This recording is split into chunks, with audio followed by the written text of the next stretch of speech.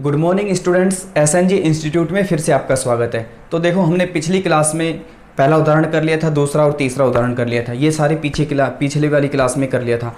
आज देखो, आज की क्लास में हम पढ़ने वाले प्रश्नावली 3.1 में तीनों क्वेश्चन है। तीनों क्वेश्चन को हम सोल्व करने वाले हैं। देखो, तीनों क्वेश्चन में पूछ रहा है सबसे पहले तो बीजगणित के रूप में लिखना है। बीजगणित का अर्थ जानते हो ना, मतलब चर और अचर राशियों को एक साथ लिखने की, ठीक है, उसको एक साथ लिखना है, वो क्या होता है बीजगणित के रूप। और दूसरा क्या पूछ रहा है, उसको ज्यामितीय, मतलब उसको किसके रूप में दर्शाना है, ग्राफ के रूप में दर्शाना है। किसके रूप में? ग्राफ के रूप में दर्शाना है। बस इतना हमको करना है और कुछ नहीं है, बिल्कुल सरल है। अगर आपको देखो, जो क्वेश्चन में हमें जो बात दे रखी है, ठीक है, जो हिंदी हमें दे रखी है क्वेश्चन में, अगर उससे हमें क्या बनानी आ जाए, समीकरण बनाने आ जाए। अगर हमें समीकरण बनानी आ गई ना, तो हम पूरा क्वेश्चन हमारी मुट्ठी में होता है, मतलब पूरा सोल्व कर देंगे हम।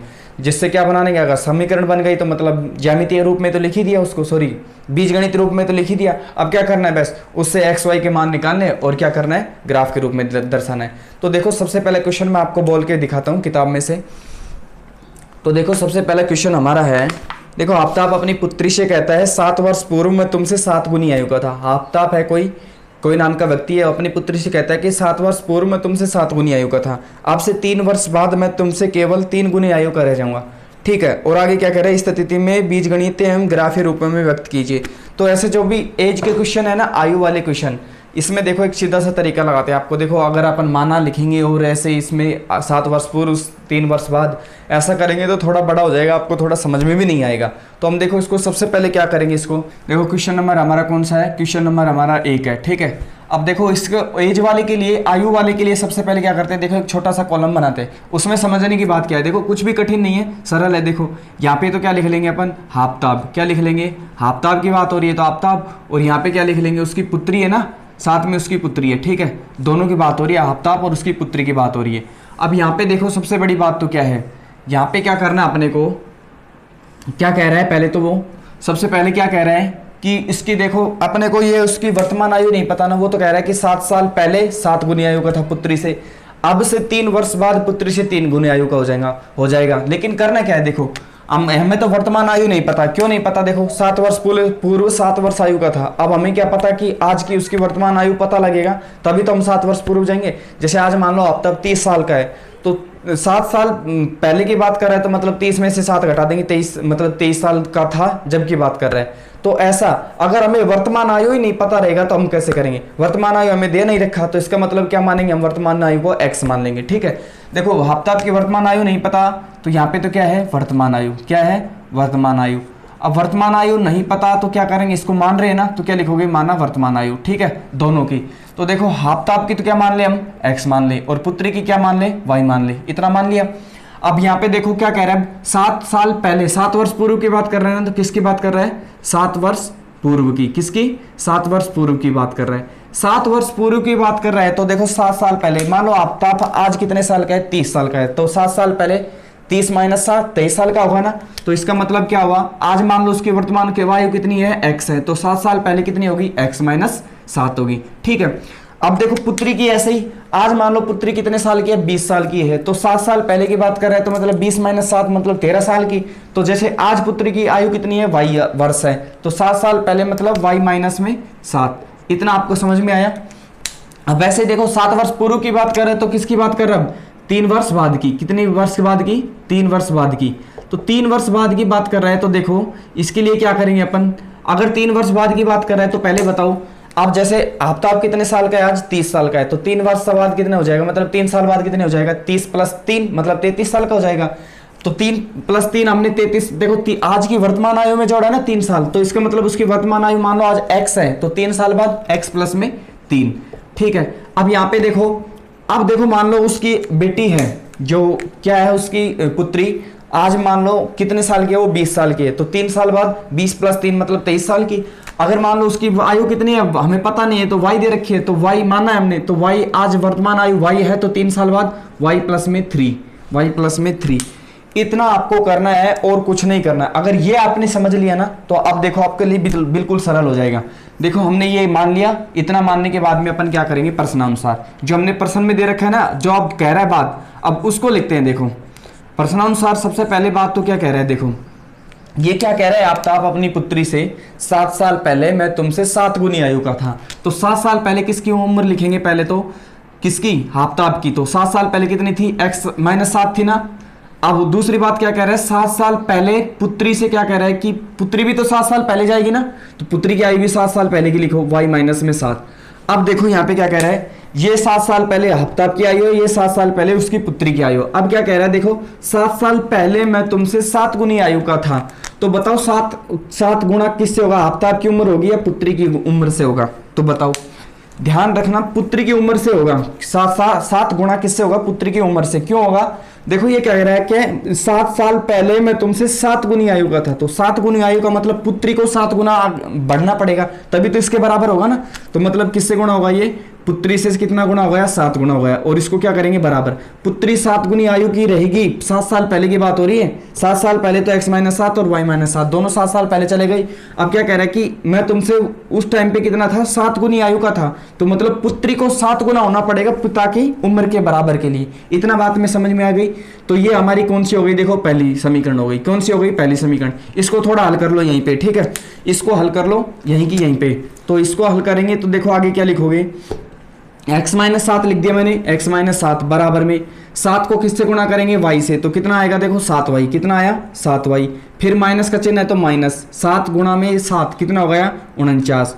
ठीक है, इतना हमने लिख लिया। अब क्या करेंगे, इसको देखो आगे हल करो, मैं यहीं पे कर देता हूँ, मेरे पास जगह कम है। तो देखो x माइनस 7 मैंने वैसा का वैसा लिख लिया, x माइनस में 7। अब क्या करेंगे, देखो सारे पदों को इधर लिया और जीरो के बराबर में जीरो भेज दो। x माइनस 7 लिख लिया, बराबर से इधर 7y कैसा है, प्लस का, इधर आएगा तो माइनस का 7y। 49 कैसा है, उधर माइनस का है, बराबर से उधर माइनस का है, बराबर से इधर आएगा तो किसका हो जाएगा, प्लस का 49। ठीक है, और बराबर में कितना, 0। ठीक है, इतना हमने कर लिया। अब यहाँ पे देखो इसको थोड़ा सा हल करो आगे। अब देखो x कैसा है, x के अलावा कुछ भी नहीं है तो x का x। अब 7 कैसा है, ये देखो 7 ये कैसा है, माइनस का, ये प्लस का। तो यहाँ से देखो y को, पहले y को लिख लेते हैं, x माइनस में 7y लिख लिया। अब इसको लिख लो, केवल अब संख्या बची ना, अचर राशि बची। प्लस के 49 और माइनस के 7 कितने बचे, मतलब 49 में से 7 घटाए तो कितने बचे, 42 बचे। कैसे, प्लस के 42 बराबर में 0। ये समीकरण हमारी कौन सी हो गई, 1 हो गई। ये हमारा बीजगणित रूप किसका है, बीजगणितीय रूप, मतलब x के भी मान, सॉरी, चर और अचर राशियां। देखो अचर राशि 42 हो गई, 7 हो गई, और चर राशियां x हो गई, 7 हो गई। चर और अचर राशियों का जो समूह बनता है ना, उससे जो हम समीकरण बनाते हैं या फिर बहुपद बनाते हैं, कुछ भी बनाते हैं, तो वो क्या कहलाएगा, बीजगणितीय रूप। क्या कहलाता है, बीजगणितीय रूप। अब देखो इसमें, अब दूसरी बात क्या कह रहे हैं, प्रश्नानुसार एक बात तो कहती है उसने 7 साल पहले 7 गुनी आयु का था।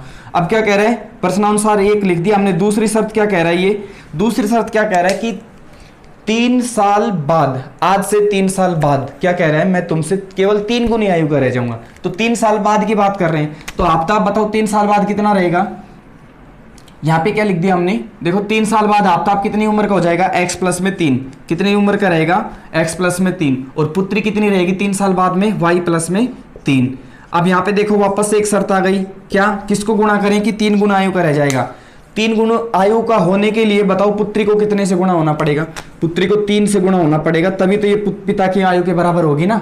देखो पिता जो, मान लो आज जैसे पिता कितना है, मान लो 30 साल का है, और पुत्री कितनी है, इसको x प्लस 3 और y प्लस 3 को भूल जाओ। पिता कितना है, 30 साल का है, तो पुत्री 10 साल की है। तो बताओ पुत्री को किससे गुणा करना पड़ेगा कि बराबर हो जाए। तो 3 से गुणा किया ना, 10 3 30, मतलब जब ही तो बराबर आए ना। तो इसलिए क्या करेंगे, पुत्री की आयु से गुणा करेंगे। ठीक है, तभी पुत्री की आयु उसके गुणा होगी, तभी तो पिता की आयु के बराबर हो जाएगी ना। इतना लिखने के बाद में क्या करेंगे, इसको हल करेंगे। देखो x प्लस 3 वैसा का वैसा लिख लिया हमने, बराबर में 3 को y से गुणा किया तो 3y।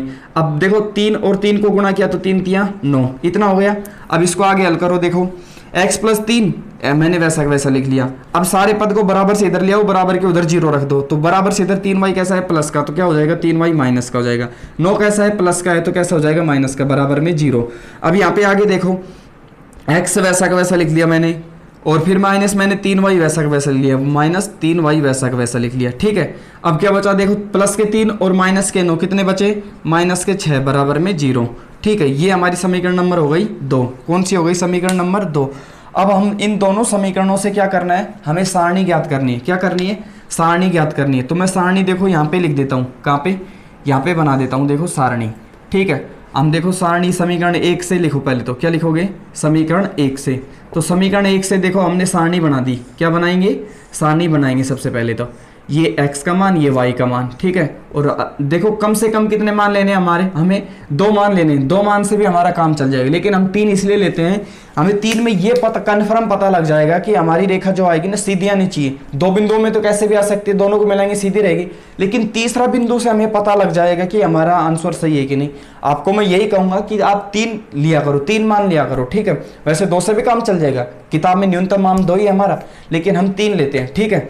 देखो अब यह समीकरण 1 से इसके मान रखो, किसके मान रखेंगे, सबसे पहले देखो इतना आने के बाद में बताओ इसको क्या करेंगे, अपन पक्षांतर करेंगे। क्या करेंगे यहाँ पे देखो, सबसे पहले इसको क्या करेंगे, x - 7y बराबर 42 है ना। अब देखो मैं इसी को यहाँ पे लिख लेता हूँ, लिखूँ क्या, अब यहाँ पे छोड़ो, यहाँ पे लिख लेता हूँ, ठीक है। इसको समीकरण 1 से लिखा, क्या लिखा, समीकरण 1 से। समीकरण 1 से देखो क्या है हमारी, समीकरण 1 x - 7y प्लस के 42 बराबर में 0, प्लस के 42 बराबर में 0, इतना हो गया। अब यहाँ पे देखो क्या करेंगे अपन, अब इसको देखो मैं यहाँ पे इसको मिटाओ एक बार, क्यों, क्योंकि हमारे पास में जगह नहीं है। अब यहाँ पे देखो एक बार इसको पक्षांतर कर लो, या तो x का मान एक तरफ रखो या y का मान एक तरफ रखो, क्योंकि हम मान रखने चाह रहे हैं ना, तभी तो सारणी बनेगी हमारी। तो देखो यहाँ पे क्या कर रहा हूँ मैं, x को एक तरफ रख रहा हूँ, x बराबर में, अब देखो 7y कैसा है, माइनस का उधर जाएगा तो प्लस का 7y, 42 कैसा है, बराबर से इधर कैसा है, प्लस का उधर जाएगा तो बराबर से माइनस का 42, ठीक है। इतना लिख दिया हमने। अब इससे हम क्या करेंगे, इससे हम सारणी बना सकते हैं। अब इससे सारणी बनाओ, तो इससे सारणी बनाया तो देखो सबसे पहले ये x का मान, ये y का मान, ठीक है, रखते जाओ, रखो और मान प्राप्त करो। किसका रखेंगे, y का मान रखेंगे, x का मान प्राप्त होगा। अब देखो y का मान हमने कितना रखा, y का मान हमने मान लो कितना रखा, 0 रखा, कितना रखा, 0 रखा। y का मान 0 रखा तो देखो कितना हो जाएगा, 0 गुणा 7 कितना होगा, 0, और माइनस के 42 हो जाएगा। तो हम ये ले क्या, ये हम नहीं लेंगे, क्यों नहीं लेंगे, क्योंकि माइनस का 42 बहुत ज़्यादा हो जाएगा। तो अब क्या करते हैं हम, देखो ऐसी संख्या बताओ कि करीब बराबर से आए। तो देखो हम क्या ले रहे हैं इसमें, 7 एकम, देखो y का मान 1 रख लिया, क्या रख लिया, 1 रखा, y का मान 1 रखा तो देखो x का मान कितना प्राप्त होगा, y जहाँ पे y है उसकी जगह 1 रखो, तो 7, y की जगह 1 माइनस में 42। अब इसको हल करो, 7 एकम 7 माइनस 42, ठीक है। अब देखो 7 में से 42 गए तो देखो माइनस के आएंगे अपने, किसके आएंगे, माइनस के। अगर हम क्या लें इसमें, माइनस के मान रखेंगे, इसका मतलब थोड़ा ज़्यादा रखने पड़ेगा, क्या करना पड़ेगा हमें, इतना ज़्यादा देखो मान आएगा, कितना आएगा देखो, -42 में प्लस के 7 गए तो कितना बचा, देखो 35 बचा ना, कैसा, माइनस का, कैसा बचा, माइनस का 35। तो हमें इतना बड़ा मान नहीं लेना, हमें छोटे मान लेने हैं। तो देखो ये -35 ऐसा आ जाए कि देखो ±10 5 के आ जाए या फिर प्लस के आ जाए, तो ऐसी संख्या लेंगे। तो ऐसी संख्या लेने के लिए y का मान थोड़ा ज़्यादा रखना पड़ेगा, क्या रखना पड़ेगा, थोड़ा ज़्यादा रखना पड़ेगा। तो देखो हम y का मान कितना लेते हैं, 3 4 5 ले लें, तो 7 ले लेते हैं, पहले तो क्या ले लेंगे, 6 ले लेते हैं। 6 क्यों 6 क्यों ले रहे हैं, क्योंकि 7 6 42 और 42 क्या हो जाएंगे, 0 हो जाएंगे। तो देखो हम क्या ले रहे हैं, देखो y का मान कितना ले रहे हैं, सीधा ही y बराबर क्या रख रहे हैं, 7 रख रहे हैं। तो y बराबर 7 रखेंगे तो y 7, और y की जगह कितना, 7 माइनस में 42, सॉरी y बराबर कितने ले रहे हैं, 6 रख रहे हैं। क्यों रख रहे हैं, देखो अभी पता लग जाएगा। 7 6 42 माइनस में 42 बराबर कितना आया, 0 आया। y का मान कितना रखा, 6 रखा, और x का मान कितना प्राप्त हुआ, 0 प्राप्त हुआ। कितना प्राप्त हुआ, 0 प्राप्त हुआ। इतना सही है। अब क्या करेंगे, देखो y का मान कितना रखेंगे, 1 रखेंगे, नहीं 7 रखेंगे, कितना रखेंगे, 7 रखेंगे। y बराबर 7 रखो, तो y बराबर 7 रखा तो देखो 7 और y की जगह 7 माइनस में 42, इसमें रखना है हमें, इससे प्राप्त होगा सारी चीजें। तो देखो 7 7 49 माइनस में 42, देखो कितना बचा, 42 में और 49 में से 42 घटाए तो कितना बचा, 7 बचा। कितना बचा, 7 बचा, ठीक है। y का मान कितना रखा, 7 रखा। x का मान कितना प्राप्त हुआ, 7 प्राप्त हुआ। आगे देखो और कितना रखे अपन, देखो अगर y का मान कितना रखें, अब की बार कितना रख लें, 8 रख लें। कितना रख लें, 8 रख लो। y का मान 8 रखा तो देखो y का मान 8 रखा तो इसकी जगह क्या लिख देंगे, 7 की जगह 8 लिख देंगे। अब इसको हल करो, 7 8 56 और माइनस में कितना, 42। अब देखो किस में से, 56 में से 42 गए तो कितने बचे, 4, और यहाँ पे बचा 1, कितने बचे, 14 बचे। कितने बचे, 14 बचे। तो यहाँ पे कितना देखो y का मान कितना रखा, 8 रखा, और x का मान कितना प्राप्त हुआ हमें, 14 प्राप्त हुआ। कितना प्राप्त हुआ, 14 प्राप्त हुआ। इतना आपको समझ में आया। इतना समझने के बाद में देखो अपन क्या करेंगे, ये सारणी नंबर कौन सी हो गई हमारी, 1 हो गई। सारणी नंबर कितनी हो गई, ये हमारी 1 हो गई, ठीक है। अब क्या करेंगे अपन, देखो ये तो समीकरण 1 से हो गए। अब क्या करेंगे अपन, समीकरण नंबर क्या लेंगे, 2 लेंगे। अब क्या लेंगे, समीकरण नंबर 2 से। अब समीकरण 2 से देखो, समीकरण 2 क्या कह रही है हमारी यहाँ पे, इसी को यहीं पे कर लेते हैं। देखो समीकरण 2 को तो उसको छोड़ो, समीकरण 1 से हो गया। अब समीकरण 2 को यहाँ पे सारणी बना लो। तो इसको सबसे पहले पक्षांतर करो। तो देखो पक्षांतर करेंगे तो x को एक तरफ रख लो और बाकी के पदों को उधर रख लो।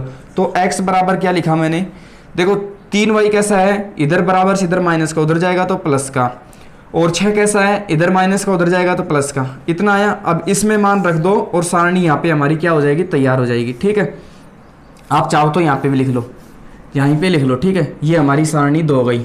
ठीक है, अब दूसरी सारणी से देखो, यहाँ पे x का मान, यहाँ पे y का मान, 1 2 और तीसरा मान यहाँ पे प्राप्त हो जाएगा। ठीक है, अब यहाँ पे रखो, अब इसी में रखते जाओ।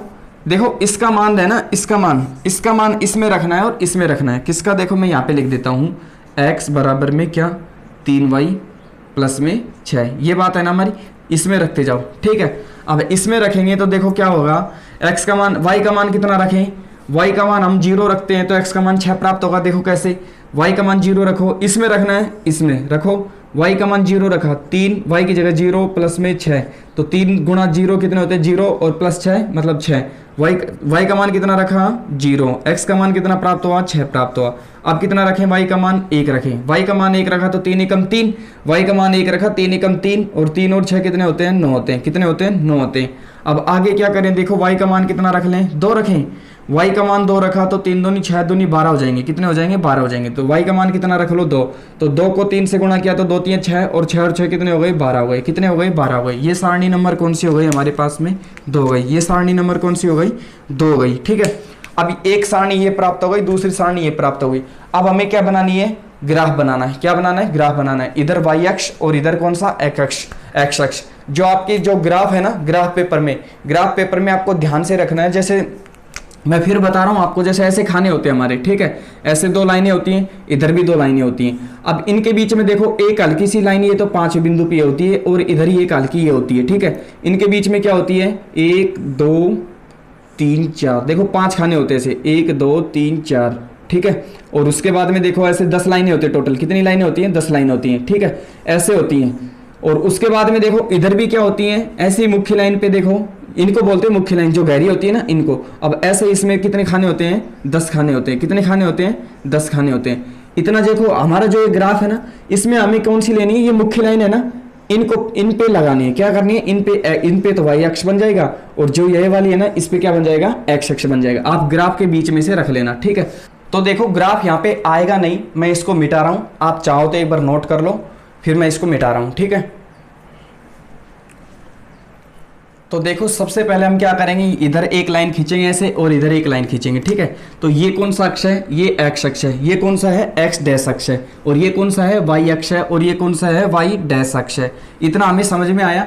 अब क्या करेंगे, देखो हमारे पास में x का मान अधिकतम 14 है, और इधर x का मान 12 है, y का मान अधिकतम 8 है, और y का मान कितना है, 2 है। इस हिसाब से देखो हम पैमाना मानेंगे। ठीक है, हम क्या कर रहे हैं, देखो पैमाना मानते हैं, क्या मानते हैं, 2 इकाई बराबर 1 बड़ा खाना। अब की बार क्या मानेंगे अपन, पैमाना। देखो कितना माना पैमाना हमने, पैमाना बराबर, ठीक है, पैमाना क्या माना हमने, पैमाना बराबर क्या माना, 2 इकाई बराबर 1 बड़ा खाना। 2 इकाई बराबर 1 बड़ा खाना। ठीक है, कौन से अक्ष पे माने बताओ, दोनों पे माने या एक पे माने। अब y का मान अधिकतम 8 है, इसमें देखो दोनों अक्षों के लिए मान लेते हैं। दोनों अक्षों के लिए मानेंगे तो x y अक्ष लिखने की जरूरत नहीं है। अलग अलग मान रहे तो तब लिखना पड़ता अपने को, किसके लिए मान रहे हैं। अब इतना लिख दिया।